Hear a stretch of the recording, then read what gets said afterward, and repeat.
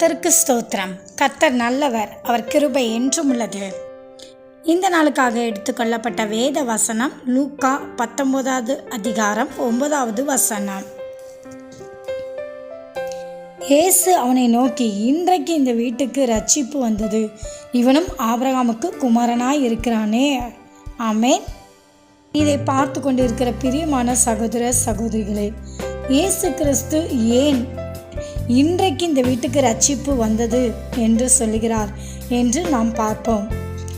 ஒரு நாள் எரிகோ வழியில் இயேசு கிறிஸ்து போகும்போது இயேசு கிறிஸ்துவை பார்க்கும்படியாக சகையு என்ற மனிதன், அவன் கட்டையான ஒரு மனிதன், அவன் இயேசு எப்படிப்பட்டவரோ என்று அவரை பார்க்க வேண்டும் என்று அவன் வகை தேடினான்.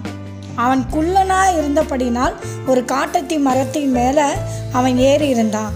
அதை இயேசு இவன் என்னை தேடுறான்னு சொல்லி அறிந்து, சகையுவே, நீ சீக்கிரமாக இறங்கி வா, இன்றைக்கு நான் உன் வீட்டிலே தங்க வேண்டும் என்றார்.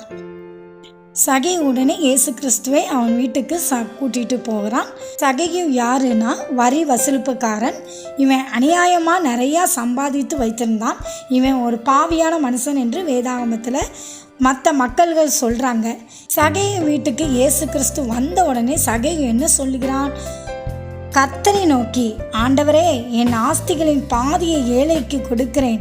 நான் ஒருவனிடத்தில் ஏதாகிலும் அநியாயமாய் வாங்கினது உண்டானால் நாளத்தனியாக திரும்ப செலுத்துகிறேன் என்றான். அதற்கு தான் இயேசு கிறிஸ்து இன்றைக்கு இந்த வீட்டுக்கு ரட்சிப்பு வந்தது என்று சொன்னார். எப்பொழுது ஒரு வீட்டுக்குள்ளேயோ இல்லை ஒரு மனிதனுக்குள்ளேயோ விடுதலை உண்டாகுதுன்னா, தான் செய்கிற பாவத்தை உணர்ந்து அதை தேவனிடம் அறிக்கை செய்து விட்டுவிடும் போது அந்த வீட்டுக்கும் அந்த மனிதனுக்கும் ஒரு விடுதலை உண்டாகுது, அதாவது ஒரு ரட்சிப்பு உண்டாகுது. எப்படி இந்த மனிதன் சகையு ரட்சிப்பை பெற்றுக்கொள்கிறானா? இயேசு கிறிஸ்து அவன் வீட்டுக்குள்ளே வந்த உடனே அவன் பாவத்தை விட்டு மனம் திரும்புகிறான்.